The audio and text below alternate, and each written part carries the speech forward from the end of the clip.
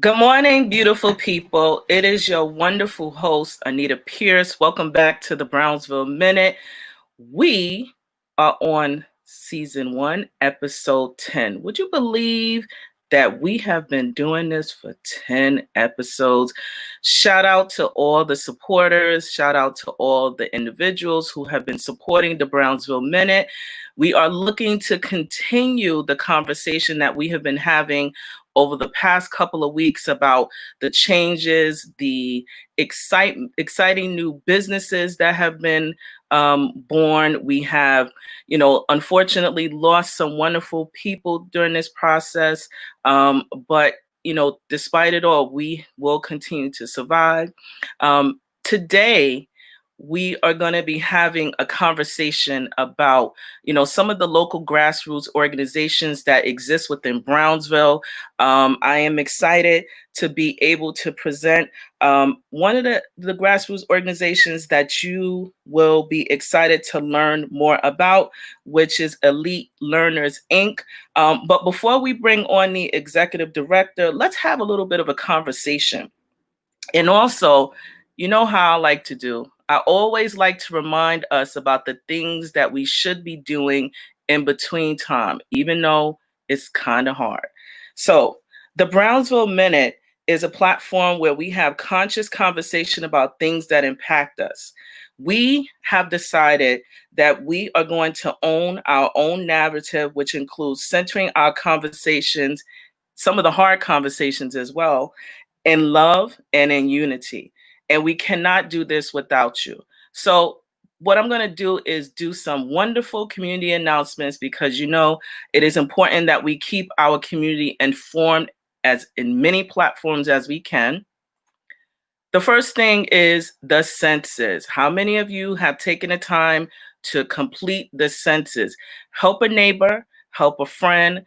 When you are at the pantries or if you're out, taking a walk, please remind your neighbor that the census is live and it's only 10 minutes for the next 10 years. That is a part of our future. We must complete the census if we are looking to do better and create more opportunities within our community. Let's talk about some of the opportunities that exist. There is a opportunity for a 6-week paid internship that's going to be the deadline to apply is July the 10th. This is with the Brownsville Community Justice Center. Please check out their links on their page or on Instagram at BCJC_Brooklyn on Instagram and also on Facebook as well.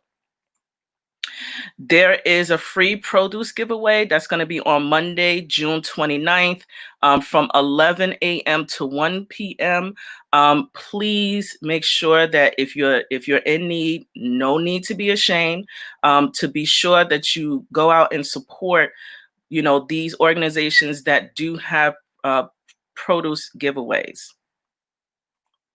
There's another PPE and also grocery distribution. This is going to be happening every Monday at 2 p.m.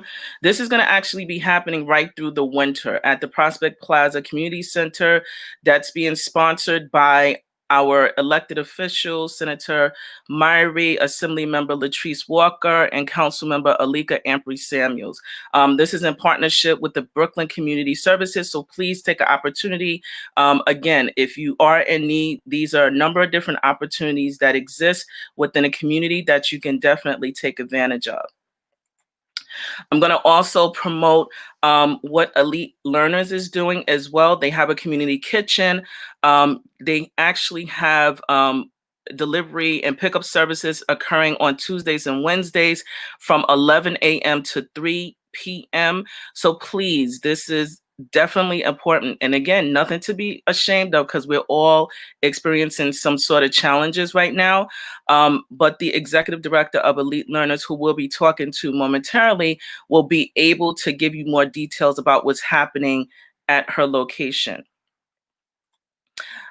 Also, another opportunity, the Youth Design Center, also formerly known as Made in Brownsville, they are going to be having a boot camp where you can apply.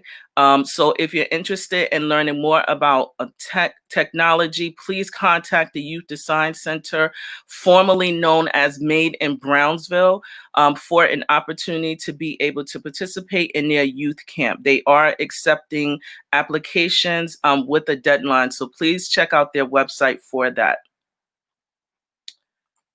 Another summer internship, this is for middle school, high school, college, and college students. This is a virtual health ambassador summer internship that's going to be beginning from July 13th through August the 6th. So again, please take an opportunity for these internships in lieu of some of our programs, particularly the Summer Youth Employment Program that's not happening this summer. So please take an opportunity to do those things. And I'm back. This is your wonderful host, Anita Pierce. I am the founder and CEO of 11375, which is a wonderful organization that can help you with capacity building. I also write grants. We also help out if you need a notary, and also with business development as well. So I am excited to be back here. It is really a nice opportunity to be able to, talk with the community. And I actually want to give a shout out to Danny Gadeen, who was on the show. Hey, Danny, it is so good to see you. So I'm giving you a shout out. Good to see you. He was on the show early on, and just really good person that has been doing a lot of work within the community. But we have more. We have a number of other organizations that are really, on the ground that are helping out with the community. So without further ado, because I'm sure you don't want to see my face anymore. Maybe, maybe not. But I'm going to bring on our guest, which is the founder and also CEO of Elite Learners Inc., Miss Kamara Jackson. Good morning. How are you? Good morning. How are you? Good morning, Brownsville. Hey. So my name is Kamara Jackson, and I am the founder and executive director of Elite Learners Inc. And I'm glad to be here. That's all you want to tell the folk? No. So tell us more. You're just the founder and CEO, and give us a little bit of history of who you are and how you got started. Let's let the folk know who you are. Well, born and raised in Brownsville, so I'm extremely proud to now be leading one of the organizations in the community that's doing a lot of work. Elite Learners is a community-based organization. We provide a variety of wraparound services. So we make sure that we are really there to support youth and just our community members. So I'm excited. I'm glad to be here with you this morning. I'm going to tell you lots more about what the organization is doing and how we're really impacting the youth in Brownsville. So let's jump right into it, because clearly, I have been paying attention to a lot of the work that, and I'm saying grassroots organizations, because I'm the person that believes that in order for things to get started, sometimes it happens at the sublocal level. Yes. And oftentimes, most of the organizations that are actively doing the groundwork may not get the proper funding, may not get the support or have the capacity to do so. So before we jump into that, let's just talk about how you all have been managing during this pandemic, because I know it's been a lot. So you want to just share a little bit as to what's been happening? So initially, before the pandemic, Elite was off to a great start. We were doing a lot of programming in schools, in the community, mentorship through dance, drama. We have an Art Catalyst for a Change anti-gun violence program. We were doing SAT, PSAT prep. So we were just in the schools, really supporting the Department of Education and just providing some awesome programs. So when COVID-19 hit, it was was hard, right? We didn't know what to do. We know that we have to remain a support system for our young people in our communities, but we really didn't know where to go or how we could be most supportive. Um, so after the initial coming together and just having board meetings and pulling together, we decided that we were going to go virtual with all the programs. So we just had to adapt our curriculums, get on a virtual platform, make sure that our young people had the tools to go virtual. So we gave out numerous laptops, we gave out iPads. I mean, and this was even before the DOE was ensuring that all of our youth were going to get these resources. So Elite jumped right in, and we supplied families with what they needed in order to be successful on the virtual platform. Not only did we do that, but we launched a new office in the East Flatbush Council District, District 45, and we opened that office to be in this together food pantry center. And that was really because we realized that, yes, we were planning to open an office over there as well and expand the organization, but there was an immediate need to provide food and resources. So we launched the opening and we started the food pantry. And that has been a blessing in itself. We've received lots of support from the community. Community members are very appreciative. The pantry operates every Tuesday and Wednesday by a delivery service. So our seniors don't have to come out. All our community members have to do is make a call, and you will receive deliveries on both Tuesdays and Wednesdays. So, we kind of had to get busy, right? We had to really continue to be that support system that we are for the communities that we serve. Wow, see, and just like that, you had to like do a business pivot in order to maintain some of the services that you offer. And initially, you were not a pantry. You were not a pantry. We were never a pantry. And on top of doing the pantry, we continued with the anti-violence work that we do, because that never stops. The anti-violence work and the crisis management system work that we do is ongoing. That is a huge part of the organization, and that work never ends. So yes, it was an adjustment. It was an adjustment financially. It was an adjustment just on how we operate, right? But the goal remained the same, and that's to really provide for the community and aid in any way we can. And for those that don't know what the crisis, you mentioned the crisis management system. What is that in particular? Can you elaborate more for those who may not know specifically what that entails, what that is specifically? Well, the crisis management system is a initiative that operates under the Mayor's Office of Gun Violence. And it was started by a great group of community members: Erica Ford from Life Camp, A.T. Mitchell, Man Up, Shanduk McFadder, GMAC. And what happened is these organizations came together to take violence and see it as a public health crisis. So what we do is we provide a variety of services that immediately, aims to reduce gun violence in the community. So there's many programs that exist under the crisis management system. There's many different positions that individuals who were formerly incarcerated, individuals that really want to serve their community can hold underneath the crisis management system. And it's a great initiative to really just reduce violence global, because it's a global initiative. So I take my hat off to the leaders. I appreciate the efforts of Mock J and our council members to just make sure that community-based organizations are continuing to provide these services. So I will elaborate on what Elite Learners does under the crisis management system. I think that work is really important. So we have school-based programs that teach our young people how to mediate conflict. It teaches our young people how to use art as a form of expression instead of violent behavior or anti-bullying initiatives. We really just come together and educate.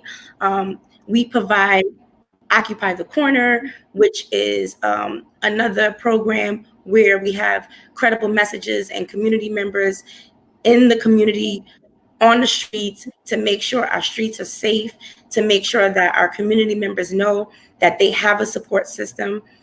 Just recently, we now have the social distance diplomats.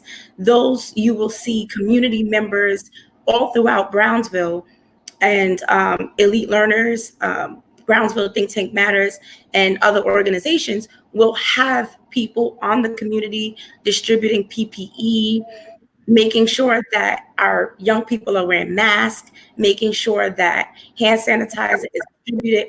We just want to make sure that with COVID-19, we're able to keep our community members safe and provide them with what they need in order to, be well.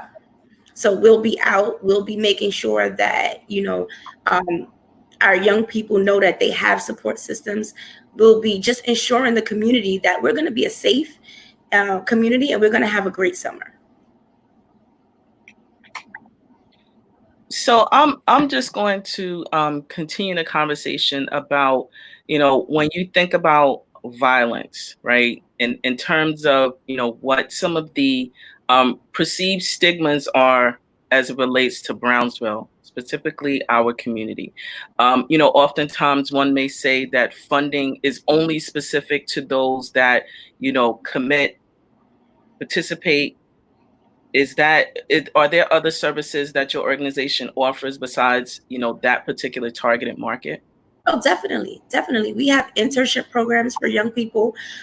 We just put out prior to COVID-19, we were running SAT, PSAT academic prep courses and college prep courses, preparing our young people to go to college. And we offered an internship program for individuals that really was just focusing on college and college ready, So Elite Learners is definitely the organization that balances. We want to make sure that there's programs and resources for all of our young people, regardless if you've been involved in the criminal justice system or not. Right now, we're launching a Double Dutch sports initiative, to make sure that our young girls are able to get out on Saturdays and exercise and have the mentorship and learn how to jump double dutch. So, that's the beauty of the organization. We have our educational components, and then we have our anti-gun violence initiatives and our anti-gun violence work.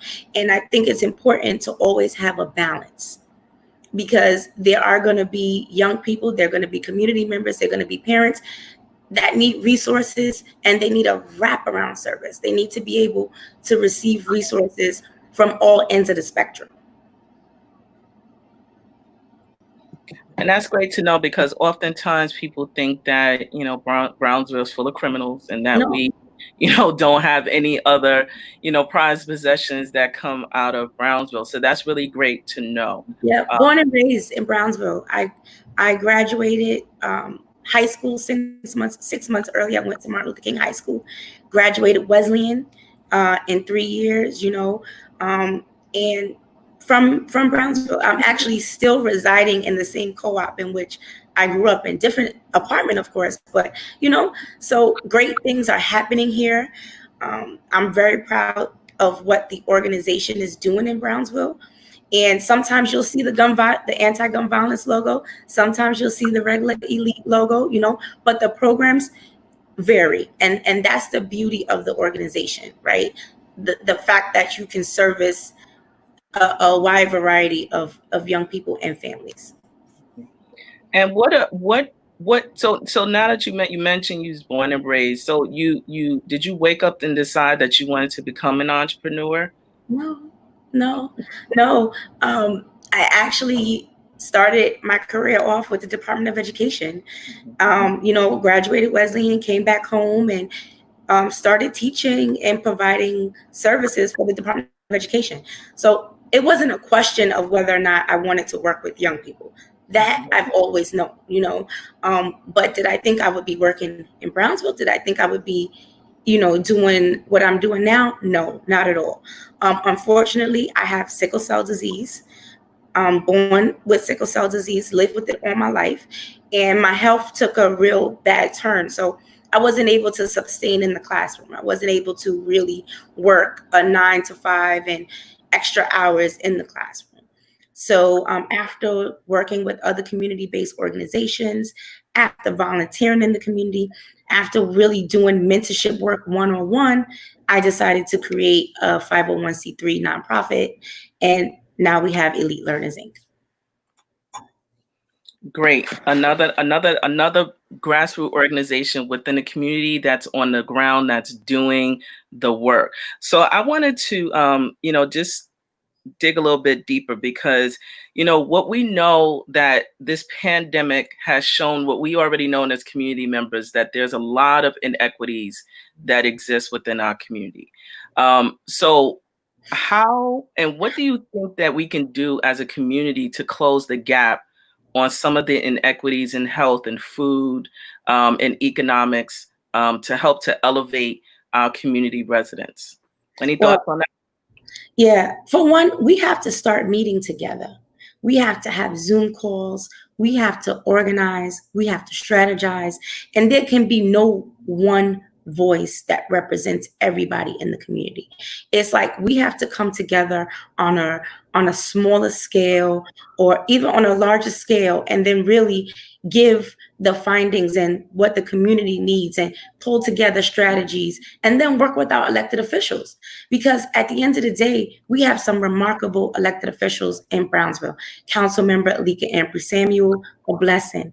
Assemblywoman Latrice Walker, they're there. And they want to see change. They listen to what the community has to offer. And I think we really have to pull together, and then on a larger on a scale, allow them to lead us in making the changes. But it's really hard when the community is not pulling together and really coming together and strategizing and putting resources together to make change, or even just to come up with our own, how we want to see things done, and what the needs are of this community. We have to be able to come together and work on that. So your solution is unifying all the voices within the community. Yeah, and really just working with our elected officials. If we can work, it makes, they're going to continue to work regardless. But if we can come together, right, on a scale of leaders and of the voices of the community. I'm out on Belmont. I hear what community members are saying to me. I know how parents feel. I know, the struggles of remote learning, right? And Elite Learners has been aiding in remote learning and making sure that our young people are graduating.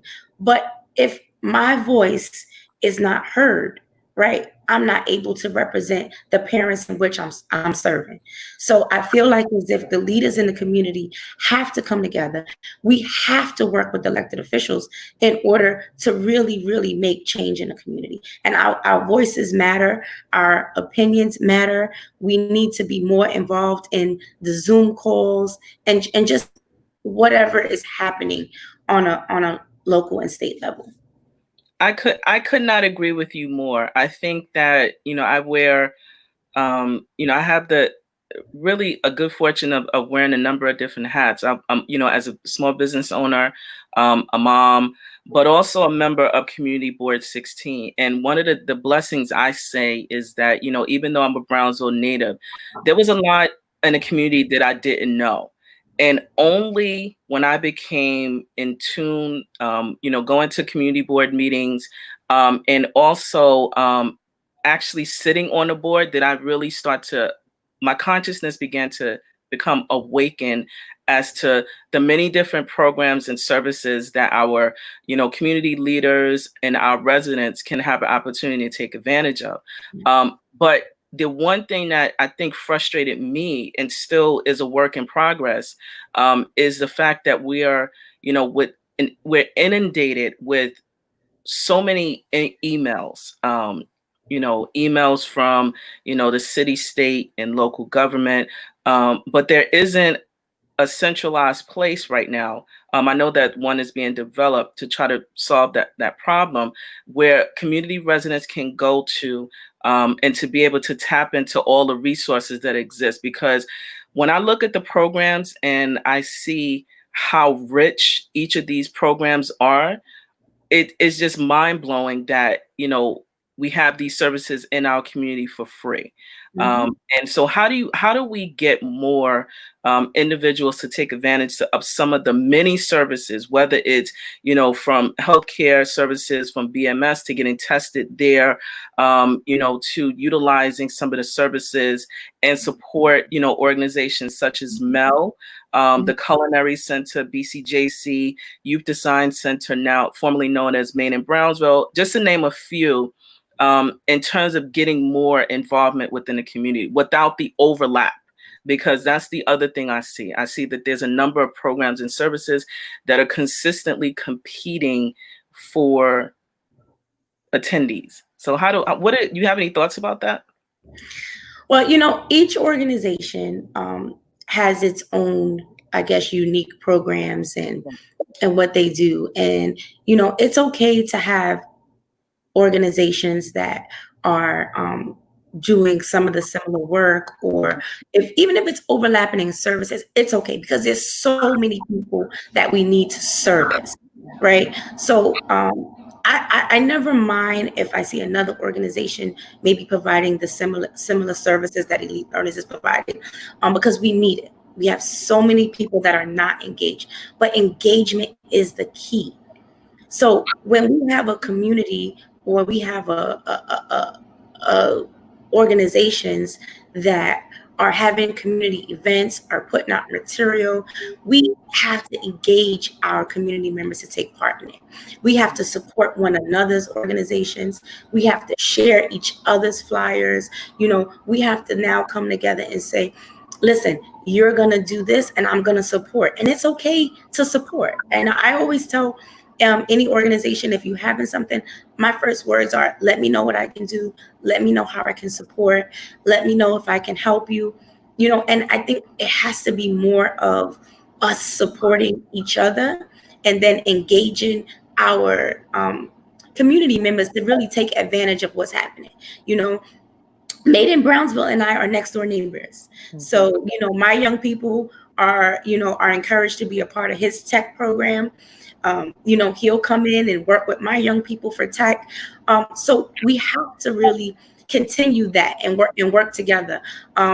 Mel and I have partnered in the past with the anti-violence initiatives and with Safe in the City grants from MOCJ. So Elite Learners was able to secure a Safe in the City grant. I was able to support Mel to be able to do the work. And that is what has to continue to happen, right? We have to support one another. We got to communicate with one another more, so that we know what each organization is doing. And then I think we'll start to have a variety of programs and services that we can actually share amongst one another. Yeah. And I mean, that's the point, right? I may do mentorship, and I have cultural arts programs, and I have a wide variety of programs that we do. That's the beauty of the organization. But there's so many kids in the school. If my program is, up to 25 students, then there's hundreds of students left that need to take part in another program. So it's okay to have variety of services, but we just have to communicate. And I think the communication is key. And then we got to support one another. I think a lot of times it's struggle and support, because we're all trying to survive, right? And especially after COVID-19, we're all trying to make sure that we can sustain our organizations. So I do recognize that it's hard. It gets hard. There's different struggles that we all face. But at the end of the day, we really have to utilize platforms like yours to be able to get our flyers out, right? And to really cross promote.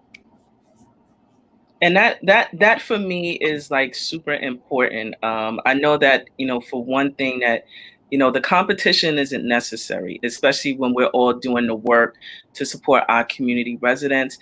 So kudos to you all for the work that you all are doing. I've been following you all on Instagram, and you've been busy. Yeah, we're busy. We're busy, and that's what keeps me going, right? The fact that we're busy. I want to actually take this time to thank all the staff and the partners and just donors and funders and supporters of the organization. We appreciate it. We really do. But the work is there, and the work has to get done. And that's one thing about elite learners. We're going to get the job done. We're going to show up. We're going to do the work. And I'm just proud of that. Very proud of that.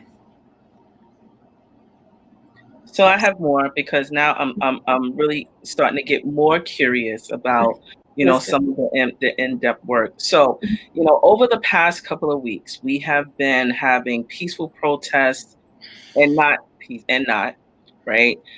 We have had a number of changes with legislation.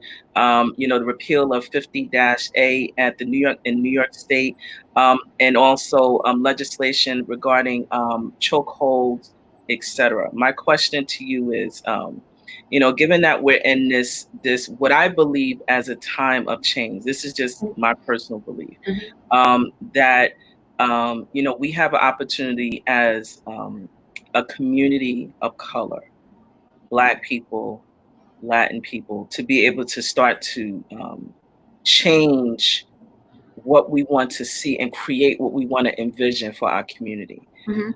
How have you been? Have you had, I'll start with this question first, because I know that we're both mothers. Have you had conversations with your daughter about, what's happening currently, and how have you had that conversation? I'll start with that. Okay, so I had to. Initially, I did not allow Willow to watch the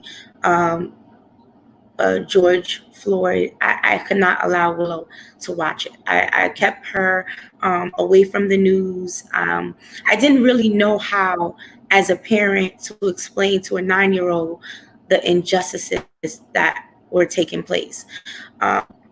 However, after so many different conversations, and she would see me do different YouTubes and Zooms, and just speak on it. I did sit down with her and I had the conversation, and just it's an ongoing conversation. It doesn't end. What I really asked Willow to focus on during the time of this was her remote learning, was really the schoolwork. But I did really have just in-depth talks with her about what's taking place in the world at the moment, and how she can help. And that was one of the things that I think I admire about my daughter. She's always looking for, what can I do to really help? And with that being said, we did a PPE giveaway the first day of June. And June is Gun Violence Awareness Month. That's why I have my orange on today. But we did a PPE giveaway. We gave away several PPE, but we gave away food. We gave out anti-gun violence T-shirts, and we really flooded Riverdale Towers in Brownsville with just love and support.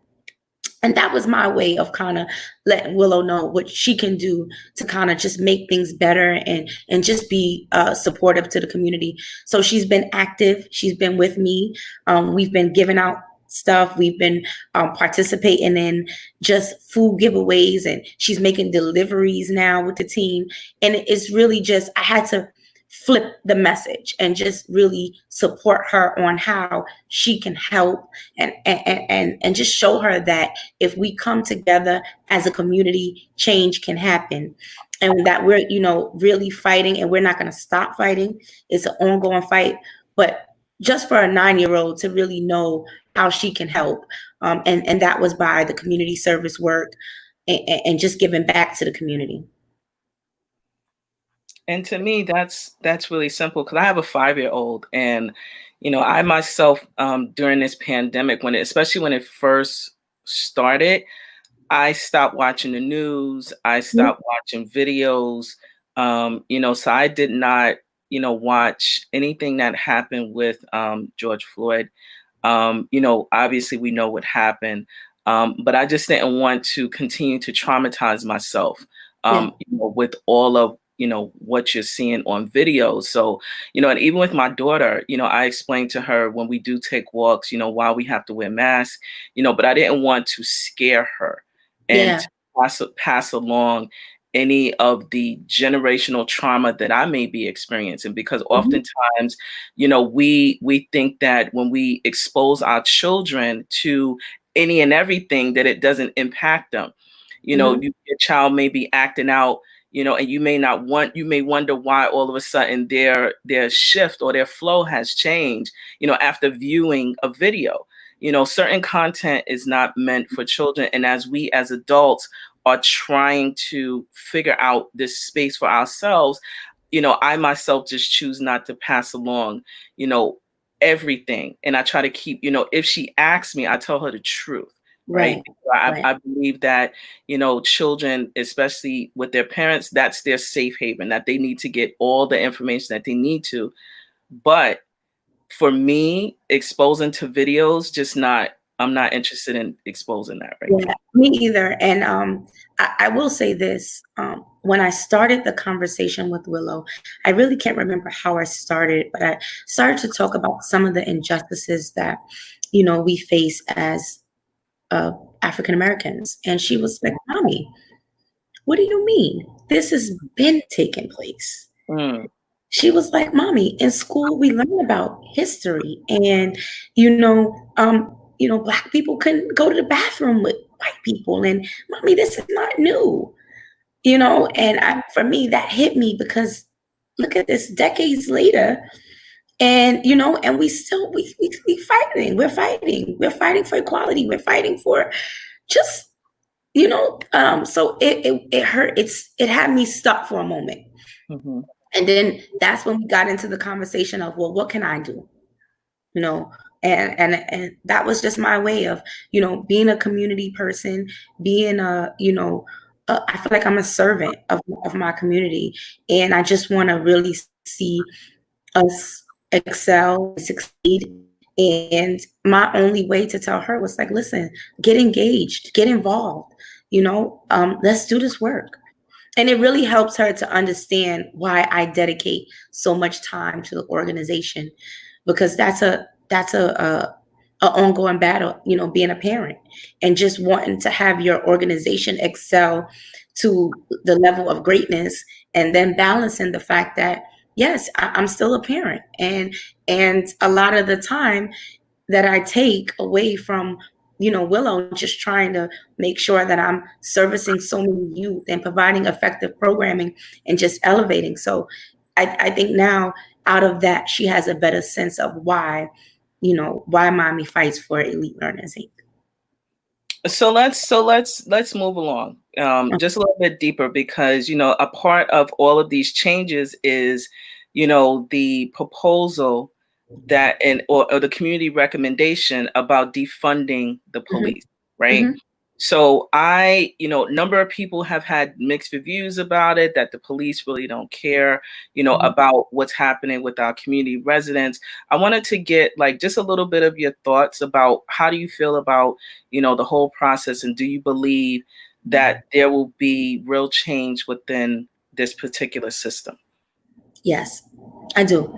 I agree with defunding the police. I agree with allowing some of that funding to go to grassroots organizations like Elite Learners Inc., so that we can assist in aiding in the safety of our community members. Credible messages, violence interrupters, the crisis management system has proven to be effective. And we need resources in order to continue to do that work. So yes, I agree with rerouting that funding and allowing us to really have the opportunity to assist in our community. It's a whole different ball game when you're out there in the community, and even if something is happening, the approach that we take as community members, the approach that we take as violence interrupters, as credible messengers, is a completely different approach from the police, and it's needed. it's needed. It's been an ongoing battle between community and police. And I think the officers, the department has shown us, right, that is really a need for us to protect ourselves and be able to manage our own communities, to be able to diffuse our own conflicts. We have to start to do that, and we need the resources in order to do so. So I agree with rerouting that funding, giving it to community-based organizations that have a structured plan that can produce outcomes. I'm not just talking about taking money and giving it away. No, I'm talking about giving it to the right people who have the data to show the work that they do, who can produce outcomes, who can resolve conflicts, who can employ young people, right? Who can really reach out and get to um, our shooters in the community, our individuals that are engaging in violence, and provide them resources. Because at the end of the day, it's the resources that's going to make the change. And we have the mission, we have the goal, and we have the mindset to do so. So for me, that is extremely important. I have very structured programming. We have maps of the blocks in which we want to serve and in which we already serve now. We are in tune with the needs of the developments and what they need. And if we was able to have the resources, we could really do some great work. I mean, and make some huge changes in the community as it goes to violence. So while I interrupted, I always like to plug when I see community involvement. We have Sharice Littlejohn. She says, shout out to elite learners for the commitment and dedication to our youth. Each one teach one to reach one. So thank you, Sharice, for your comment. And I also wanted to put up a statement that Mr. Christopher Legree put up. He says we can accomplish more when it doesn't matter who gets the credit. What are your thoughts about that? That's No, I think pretty I real. agree. You do the work. You just, at the end of the day, you just want to see the work done. You want to see the change happen. It's not about getting the credit. However, I have learned, in starting this nonprofit, right, that it is important to share the work that you do so people know, what is actually taking place. And I think I'm guilty of that. A lot of times, elite learners is so busy working, right, that we forget to highlight what's happening and we forget to share. So for me, it's definitely not about getting the credit.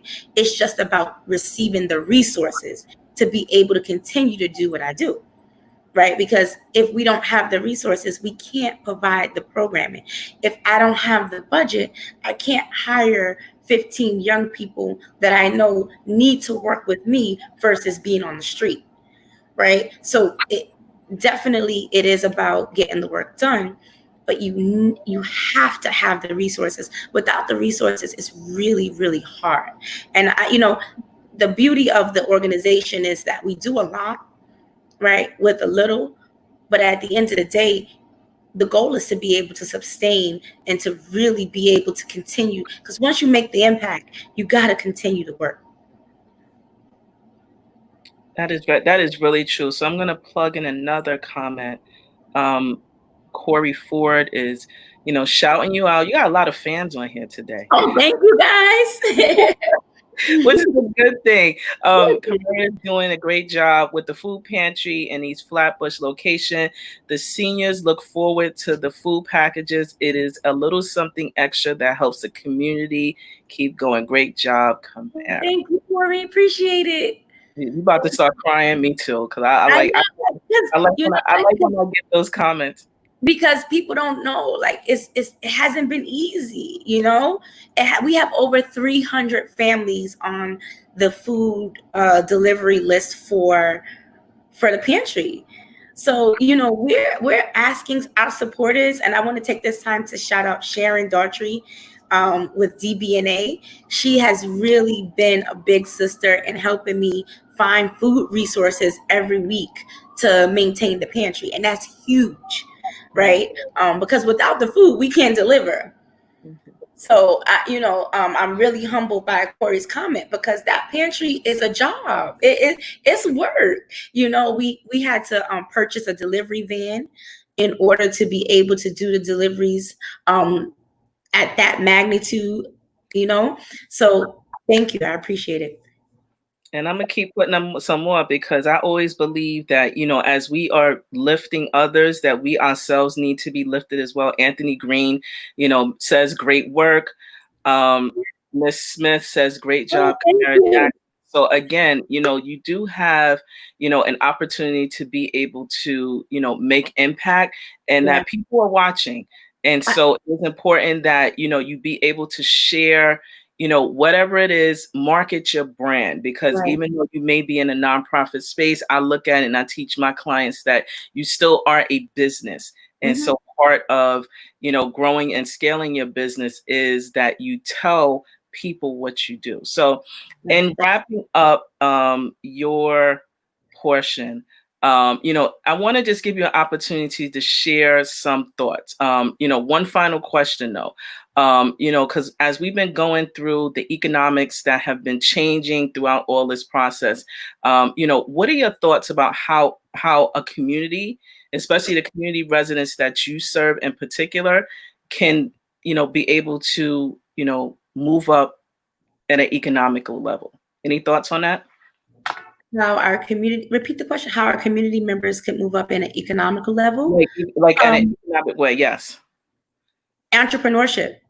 Entrepreneurship is it. Elite Learners is going to be coming out with a series of entrepreneurship workshops, how to start a business, the legal paperwork into creating a business. But it's just about entrepreneurship. If you have a talent, if you are, have a craft, if you, been struggling all these years, should I, support what it is that I really want to do?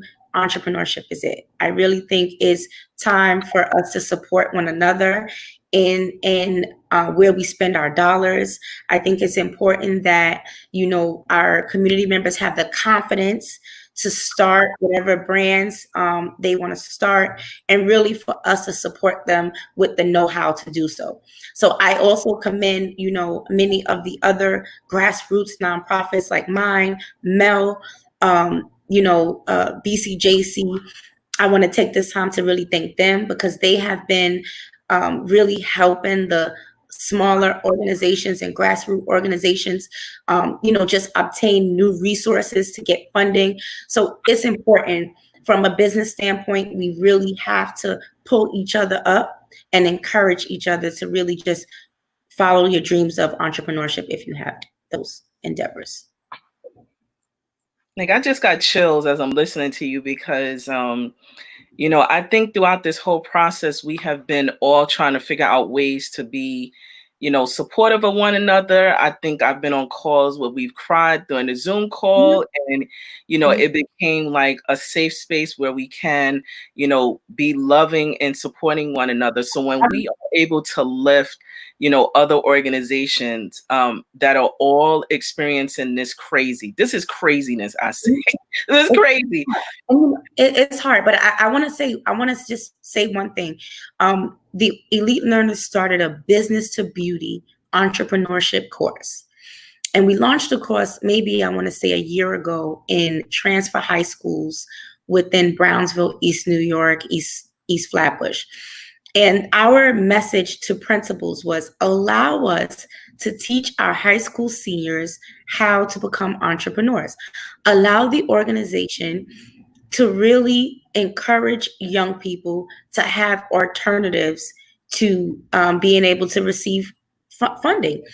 And the course has been remarkable. So many of our students are now selling their own wigs and units. We have young people that have opened their own barbershops.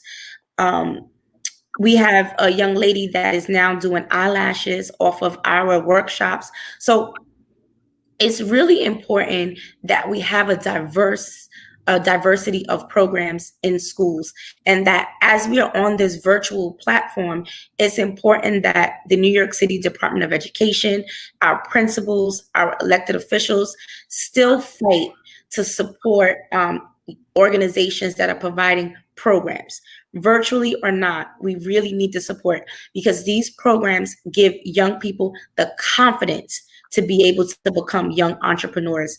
And that is going to be what is going to really give us stability in our communities. I don't know what's happening to me, but I'm tearing up. Hi. Like, it's important. I had to get that out, because it's those programs, people see them and they go, oh, they're doing wigs, or oh, they're doing eyelashes, or Right. oh, they put a barber into the school. Yes, we need these programs. Entrepreneurship. I had an opportunity to support, workforce development program over the past 12 weeks through BCJC.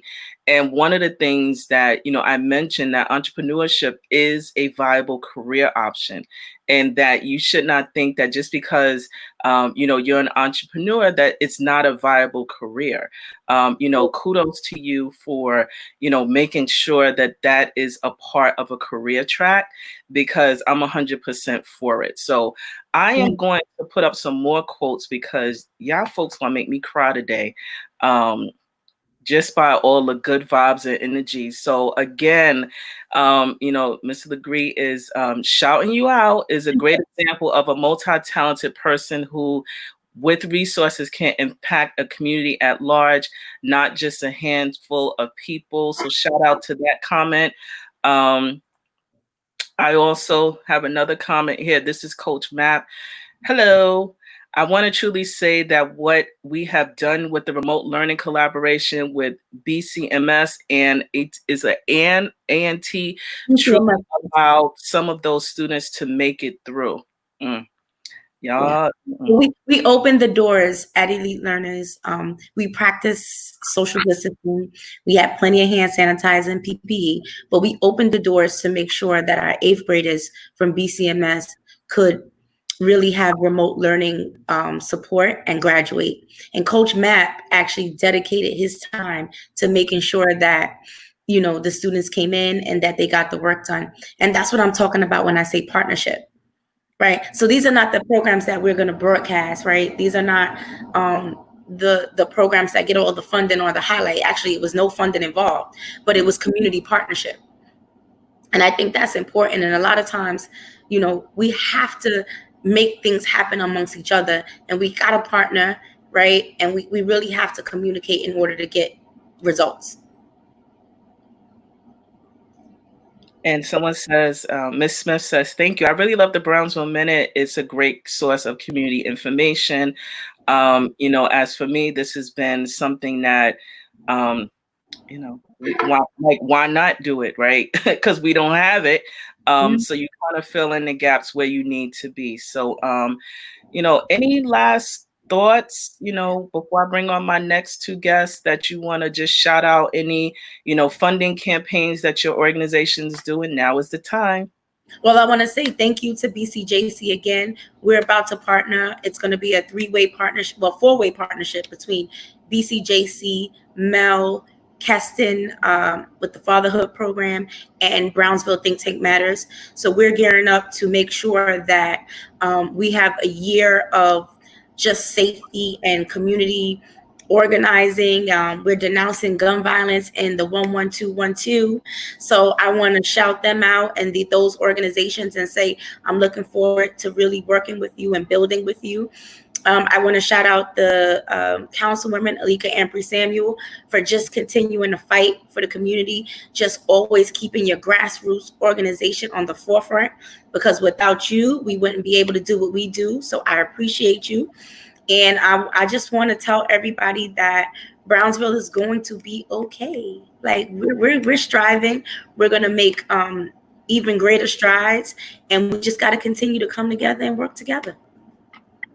Thank you for having me. All right, so these comments keep coming in. So I always like to plug, and I need you to see how the impact of, even though you're considering yourself as a grassroots organization, really getting your foot started, I feel that your work is being super appreciated from all the various community residents who are benefiting. So this is another comment. The students at AIM High School were excited and appreciative during the mentorship and entrepreneur program. They enjoyed learning new skills throughout the program and look forward to returning. So kudos to you all for the work that you are doing. And I'm going to say that I hope that you're not a stranger. I look forward to welcoming you back. And this is not, you don't need an invite to be on the Brownsville Minute. I really want to put that out there because this is a platform that is designed that you don't need to go through many chains just to get on. All it requires is an email or a text and say, hey, can I get on the Brownsville Minute? And the doors are open. And so I'm super glad that you answered the call. And I look forward to supporting your organization in any way that I can. I am going to sign you off. But before I go, I want to give you my virtual hug and kiss because we can't do it in person. So I'm going to give you a lot of this and a whole bunch of that because I really appreciate you. I think you're great. I think the work that you're doing is really awesome. And please come back. Please come back. I will. Thank you so much. Donate elitelearners.org. Thank you. All right. Take good care. Stay safe.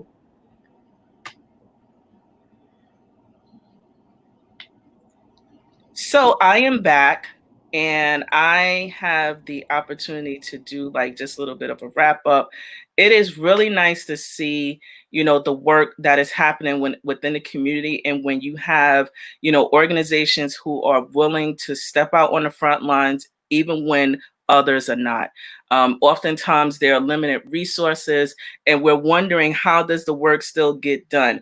It is by ensuring that there's appropriate collaboration, real and true collaboration. Doesn't matter who gets the credit as long as we are ensuring that we are tapping in to our community residents. So here's what I get like super excited. I have the good fortune of, opening up this platform to young people.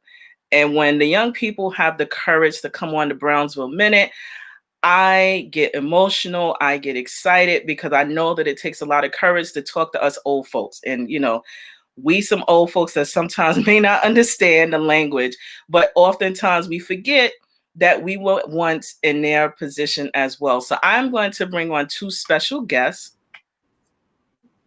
Hi, ladies. You're live. Hi. How are you? Good morning. Good, and you? So good. So I want you to introduce yourselves to the wonderful people who are probably just as excited as I am to see you all. I'm Kamaya White. I am the president of the Brooklyn East Zone 7 Youth Leadership Council. Hi, I'm Alexandra Benedict. I'm the vice president of the Brooklyn East Leadership Council.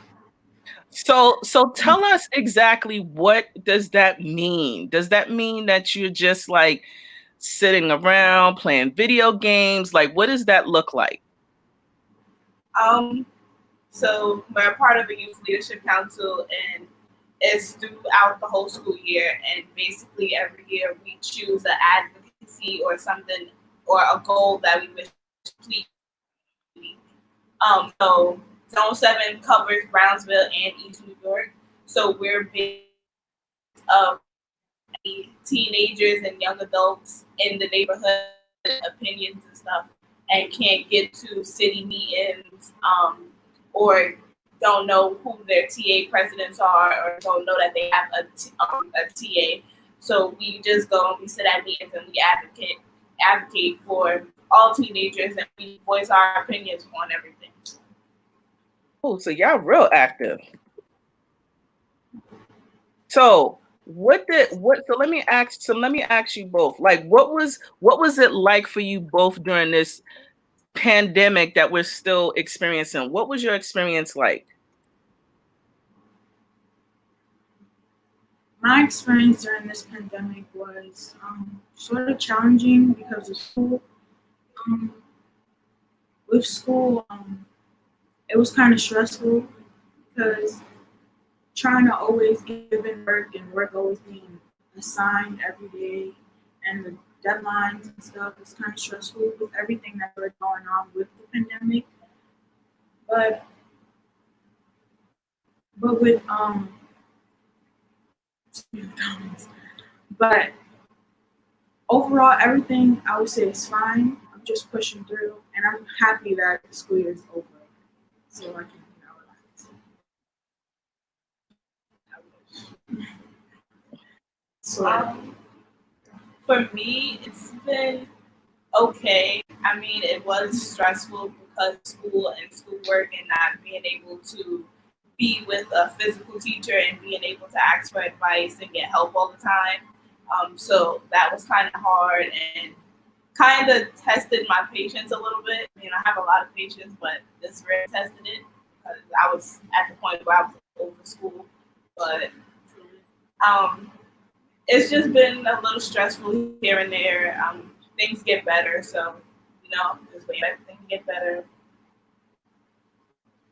So what are some of the ways that us old folks can better listen to young people in terms of like improving and helping to support you in on your journey?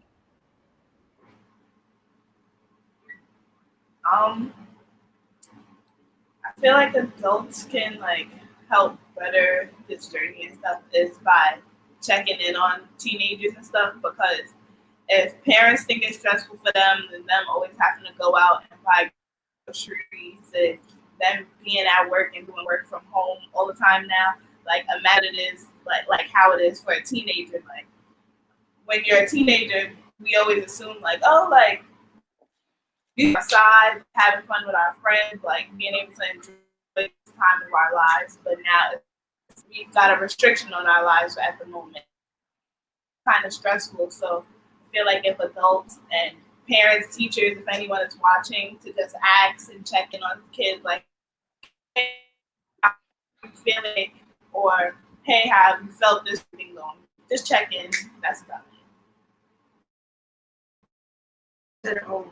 Just check in.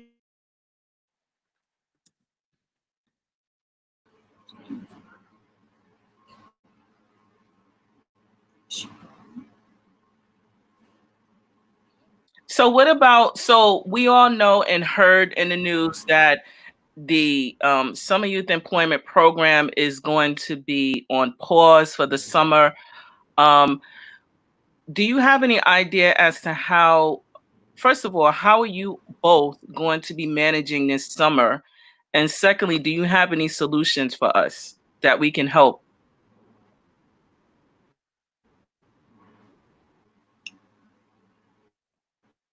How I'll be handling it. There was another program that I reached out to it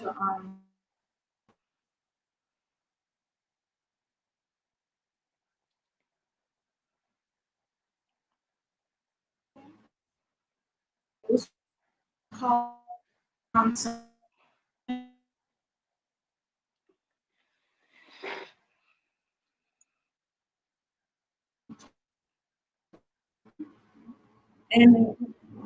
and it's through home. You can do it from home. Guys do home, and that's what I'll be trying to do this summer.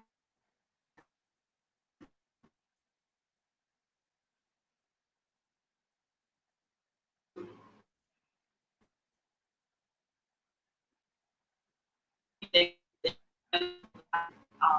think it's called the Neon Light. But So I can hear you both, but your feed is breaking up a bit.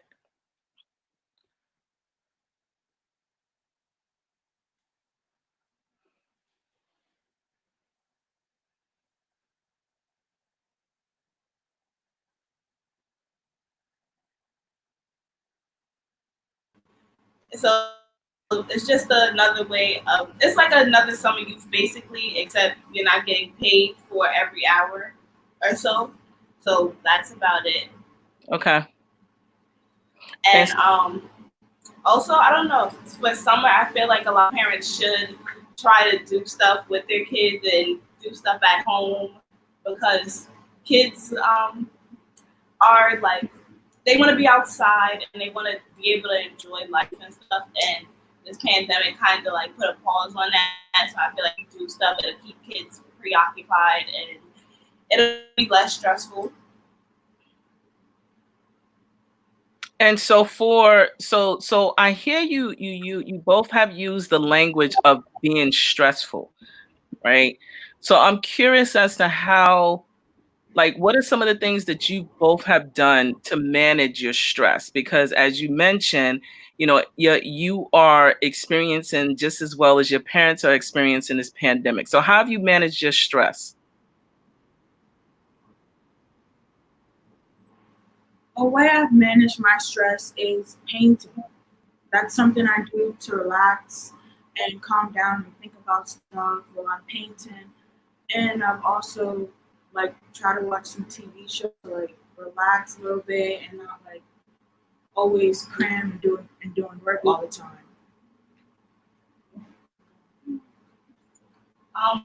Something that I've been doing dance, and so a lot of times I do just come out into my living room and play music and I'll dance around and stuff, or I'll have like my mom turn on the radio and while she's cleaning up and stuff, I'll come out here and help her and I'll dance and help her. I know it could be stressful with her sometimes because I'm dancing in the way while she's cleaning, but that's what's keeping me calm at the moment. But I think she understands because I'm not able to go to dance practice right now, so she's fine with it. And so you mentioned earlier about, some of the work that you do involves making sure that other young people are engaged civically. What about the census? Are you encouraging young people and their Um, family members to complete the census? yes, well, I was. Make sure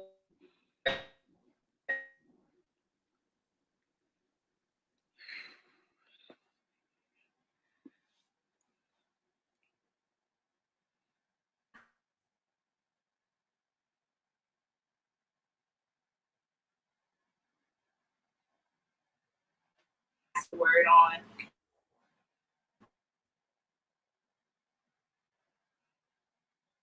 Just No, I haven't. I didn't. So I'm gonna need you to repeat that because it was freezing a bit. So how are you engaging young people with regards to the census?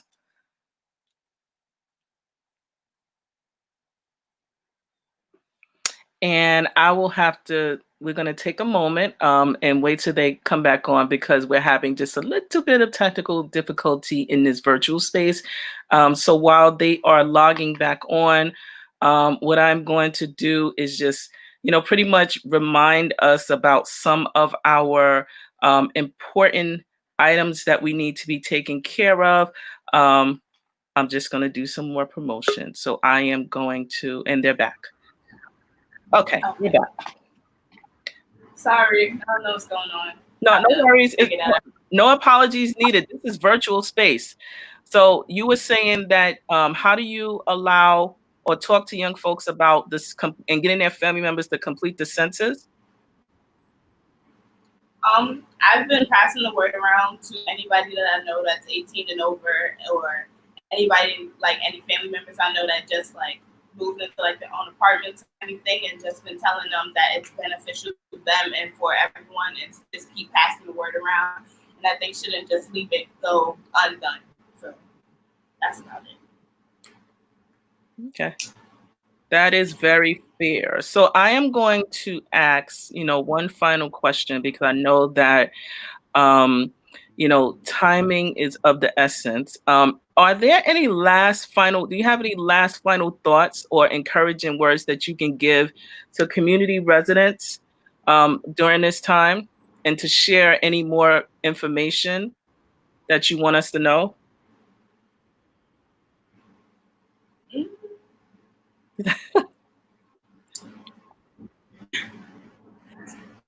I don't know. I guess I could just tell everyone stay with a mask and wear some gloves and make sure you disinfect everything and you take proper precautions when you go out of your house or if you have to go to anyone else's house, regardless of whose house it is.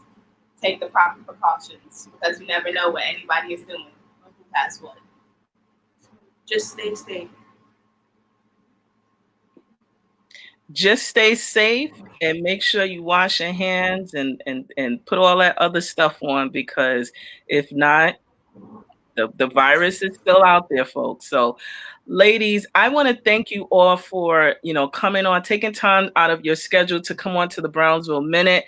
I am super grateful for your courage on coming on and explaining the work that you do as youth leaders within the community. I look forward to having you back on. So please keep this place as a placeholder. Anytime you want to get out information, you are always welcome to come back on to the Brownsville Minute. So I am very grateful. And I got to come back on because we need to do virtual hugs, because I have to give virtual hugs and kisses to everyone. That's the Brownsville way. So again, I'm very thankful. I'm going to send you a virtual hug and give you some good old kisses, virtual kisses. And, it's nice that my lipstick is matching the colors of your shirt. So I think we was there today. I think we was there. All right. Take good care. And thanks again for stopping by. Take care. Having us. All right. Thanks. Bye-bye. So there we have it. We have, a generation where we have young people who are at the grassroots level, making sure that information is being properly disseminated within the community, and that they are sure that they are doing their job to be able to make sure that small things like attending the community board meetings or attending the tenant association meetings, making sure that we ask them questions. How are you? Something as simple as checking in, because they need the support just as much as the parents need the support during this process. So I want to do just a little bit of wrap up, because I think that the space that we've been sharing over these past couple of weeks has been really exciting for me. It has been one that, we didn't know what this was going to be, what this was going to become, but just have a little bit of few more announcements. First, even though the Brownsville Minute is something that has been a weekly show, we are going to be taking a short little break. This is to make sure that we bring in more programming for our community and making sure that we capture the necessary information to our residents. So we're going to be on a short summer break, one, because I really need a break, and two, to make sure that we are bringing in the variety of different voices that need to be on this platform. That's the first announcement. The second announcement is that the Brownsville Minute will be having a special broadcast on July the 1st, which is a little bit of a shift from the weekend broadcast, because we're going to be focusing specifically on economic mobility within the community. So we want to be sure that we highlight and bring all of the local leaders who, are a part of, the Mobility Labs project, and also concerns of the residents as it relates to economic mobility. So please be sure to join the Brownsville Minute. That one is going to be next week, Wednesday, July the 1st, from 12:05 to 1:15 in the afternoon.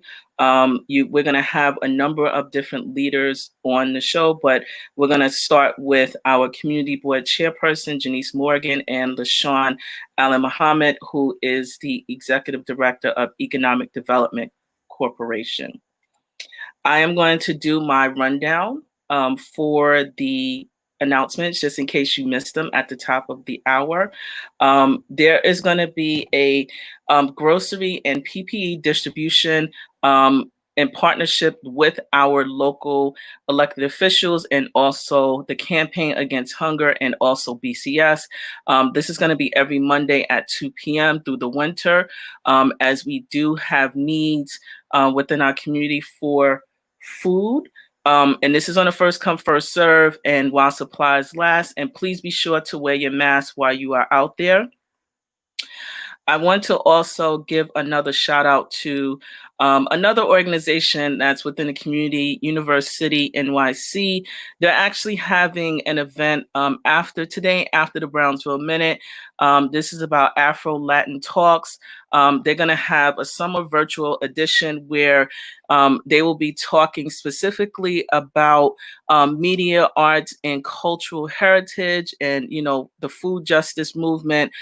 So it's important that if you have time, to please support University, as they're one of the other organizations that have been collaborating locally to make sure that the food gap is covered.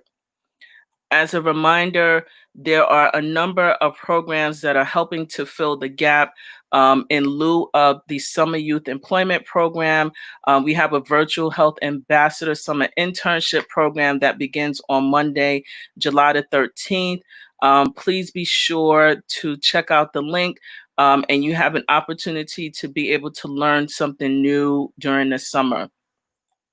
As I mentioned earlier, the Youth Design Center is going to be having an internship program where they are going to be teaching young people about technology, as they are, that's their specialty. So please be sure to check with Youth Design Center, formerly known as Made in Brownsville, to be able to apply for that particular internship. The Brownsville Community Justice Center also has a 6-week paid internship for ages 18 and up. One requirement is that you must live in Brownsville. They have a number of required documents that are needed, but you need to apply by July the 10th in order to be able to take advantage of this internship. On Monday, there is a free produce giveaway from at 410 Livonia Avenue from 11 a.m. to 1 p.m. And this is while supplies last, and it's on a first come, first serve basis. Elite Learners, who we had an opportunity to talk with the executive director today, they have a community kitchen where they also provide drop-off services as well. So please check out Elite Learners for their food distribution services as well. There's also another program, the virtual called Rebound. This is Rebound Summer Workshops. It's held from 11 a.m. to 12:30 p.m. Monday, Wednesday, and Friday. This is through Zoom. This is another way to get your young people involved over the summertime, to help them to be able to stay connected as to what's going on. So this is the Rebound virtual program. There is a paid virtual learning that's also happening as well. Again, in lieu of all that's happening, there are a number of organizations that have decided to really think through how they are going to focus in on supporting their young people during this time frame. And this is another virtual learning opportunity that can be taken advantage of. And finally, with all of that's happening, I want to shout out and congratulate all the 2020 graduates. Salute to you all for making it and continuing to grow through this process. It is an exciting time that we have here, and we want to make sure that you know that we love you and that we support all of your efforts. And finally, because I know that the fireworks have been popping off a lot in our community, and just wanted to say that you can join the FDNY for a variety of safety education events. Fireworks are illegal in New York City, so please be sure that if they are still popping off in the community, please be sure that you report it to 311. The system has been set up to be able to support those complaints.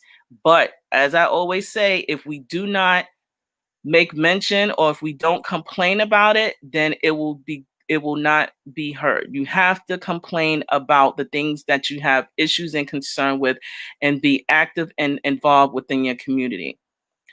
And finally, the census. The census is live. 10 minutes, 10 years. This is a part of your future. If you have a neighbor, please be sure to reach out to that neighbor to let them know that they can complete the census online. It is something that is active. If you need individuals or resources, please be sure to check out our local census manager to be able to get that information in hand, because our community needs to be counted. And finally, in wrapping up, again, I want to thank you all for, taking the time out of your schedule to be able to join the Brownsville Minute, to ask questions, to show love. Again, we have been this is our 10th episode. It's still hard to believe that we've been working through this during this whole time and that we now have 10 episodes. So I am looking forward to supporting this platform and to providing information. But we are just going to take a short break so that we can really strategize and think through the type of programming that we are going to bring for the Brownsville Minute. So stay tuned. We're not going away. We're just taking a short break. And for all who are out there and watching, I really want to take the time to thank you, because without the viewers supporting this effort and passing it along and spreading information to our neighbors on this platform, it wouldn't be happening without you all. So I want to take that time to say thank you and sending you some virtual hugs, because I need a hug, and I'm sure we all need a hug too, and some virtual kisses. I really thank you for supporting the Brownsville Minute. Please stay tuned for more programming going forward. And please check us out on July the 1st for a special edition of the Brownsville Minute. So thank you so much for supporting, and make it a good day. Stay safe, and sending you lots of love. So long.